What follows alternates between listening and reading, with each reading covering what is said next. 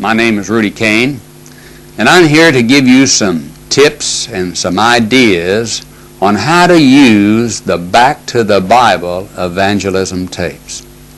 The first thing we would want to think about is who we would show these tapes to. So we'll look first at the prospects for the study.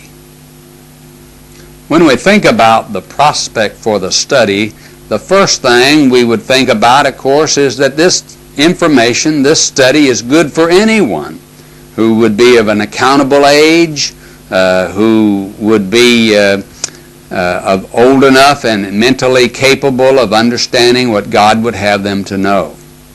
Also, members of your own family. Many times, members of our own family are the hardest to teach.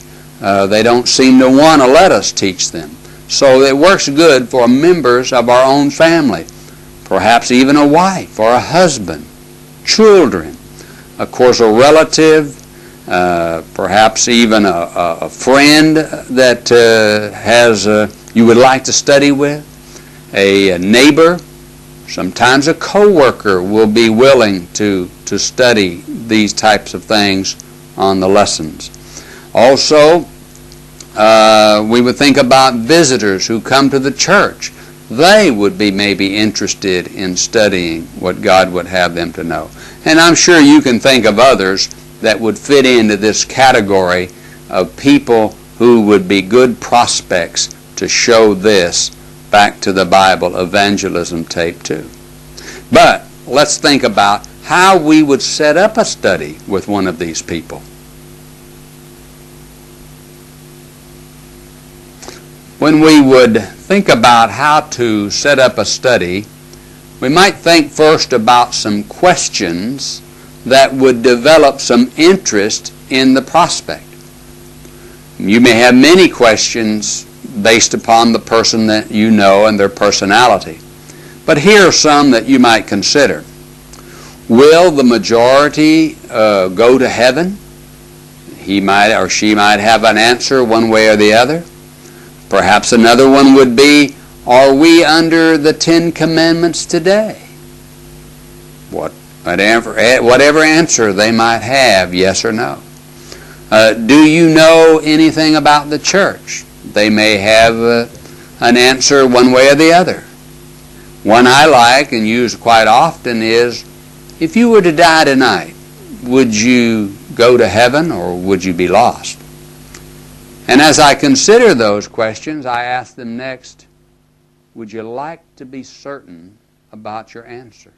Any one of those questions you could say, would you like to be certain? And everybody wants to be sure. The next thing we might say, or I might say to someone, or you might, would be, would you like to know more about what the Bible says about these questions? And thus, through this process, hopefully set up a study. I might ask them simply to come and sit down with me and view a videotape with the idea that it will answer all the above questions and more. So I might get their interest in doing this study based upon those questions and that approach to studying it. You also, when you try to set up this study, you want to get a commitment from them to study all 4 of the tapes, if possible. Now, I know that some people are more willing to do that than others. Some will simply say, well, I'm not sure if I can give you that much time or what. Well, then you might simply say, well, if that's not possible, would you at least sit down with me and see the introduction and maybe the first or second class? Won't take much time. And then you be the judge. If you don't want to watch anymore, then that's fine. And if you do, we'll go on and have another time to do so. The next thing we want to think about is where to have the study. There are many places to have this study when we think about where to have the study. But I think one of the best ones is to have the prospect come to your home. And there you can then make the proper arrangements for the viewing of the lessons. You can arrange things that people won't be there, that shouldn't be there, and you can control the situation a little better, that the viewer will not be distracted by other things, people coming to the door, phones ringing, things like that would not necessarily distract the person wanting to watch the tapes.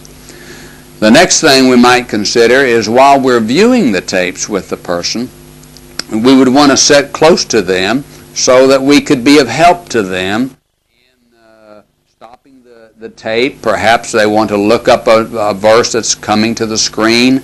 They want to perhaps ask a question or something of that nature. You are there to be of some assistance to them.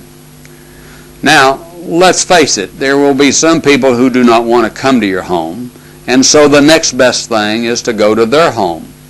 And the situation is a little different there, because you cannot make the proper arrangements. There may be other people in the house.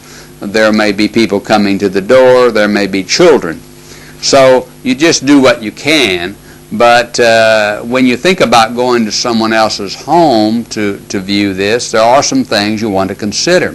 If they have small children, there may be the necessity to find someone to go with you to serve as a babysitter, so that the children are not a distraction to the study. Also, another thought would be that you wouldn't want to take all of the tapes there and just leave them until you come back for the next study. Simply take one tape at a time and use it, bring it home with you, and then take it back at the next scheduled time that you've set up to study. That's an important part also, that when the study is completed, you want to set up a time from that point for the next time that you're to meet again and where to meet, so that that study is ongoing. You don't want to leave it open or loose. There is also the situation where some people simply do not want to come to your home, nor do they want you to come to their home. Their situation is that they really don't want to study, but they are perhaps willing to look at this material that you have. We might say that they are not a prospect that is anxious, but is willing at least to give you a hearing on the material you want them to see. And so they'll simply say to you, I will look at it, but you need to give me the tape. I'll take it home and I'll look at it when I can, and that's the only way I want to do it.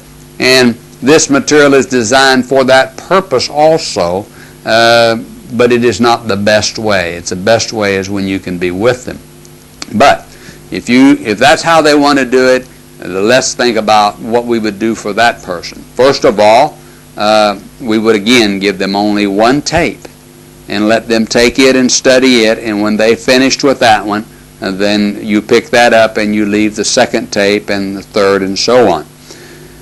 You don't want to give them too long a time, perhaps only 2 to 3 days before you want to pick it up and change tapes with them, or at the very most 7 days, because if it stretches out longer than that, this person's really not going to look at it unless there's some unusual situation there. You want to encourage them to write down any questions that they might have from watching the tapes, that you might help them with the answers later. And again, when you get to tape number 4, you want to try again before giving them tape number 4 to say, can I sit down with you now and look at tape number 4 with you? They may now be willing to do that where they weren't willing to before, because they have not seen some material that will bother them.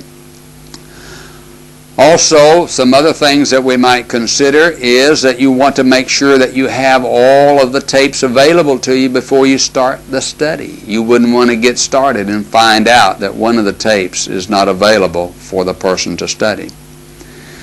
And it's also very important to follow the tapes 1, 2, 3, and 4 and the lessons in the order in which they are laid out. All the lessons build on each other, so you don't want to skip around just to answer some certain questions. The lessons should be viewed by only 1 or 2 persons at a time.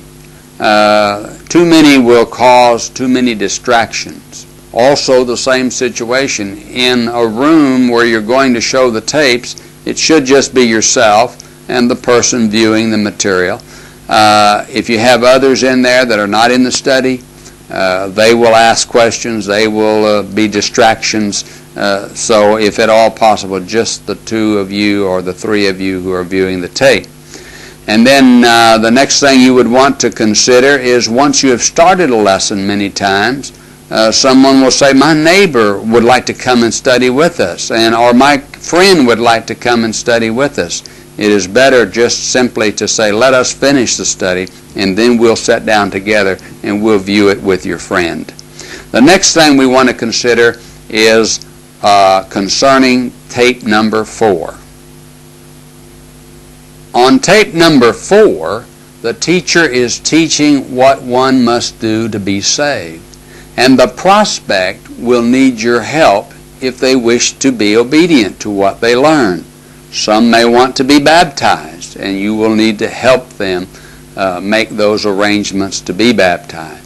Some simply may have learned everything and now want to talk with someone about what they now know, and they will need encouragement then to go on and do what God would have them to do. So you will want to be available to help the prospect in these ways. If the prospect says that they do want to be baptized, they do want to do what God would have them to do, then you would want to fast forward the tape to the point where it says counting the cost near the end of tape number 4, and let them view this before they make their final commitment. The next thing I might say to you and to anyone who would show these tapes, if the prospect becomes a Christian, then you're going to also need to consider helping that person grow as a Christian by continuing the studies. And in doing so, you can also use World Video Bible School's fundamental course, which is designed for that purpose and covers almost everything that the new Christian needs to study. Also, if the prospect chooses to do nothing about what they now know, then at least one can take consolation in the fact that God knows you have told them the truth, and He will bless you for your efforts. Sometimes you may also want to use this course as a mini or as a short fundamentals course and show it to junior high school and high school classes as a fundamentals course. Let me suggest one last thing. It is a good idea that you personally look at all of the material on the 4 tapes so that you understand what it is and what it's about, that you may be better able to help the one who is viewing it. If there's something you're not sure about, then you can pre-understand that before sitting down with the person who's going to be viewing the tapes for the study. I thank you for your time. I hope these ideas and these tips might serve some purpose in helping organize a good study using this Back to the Bible Evangelism tapes. Thank you.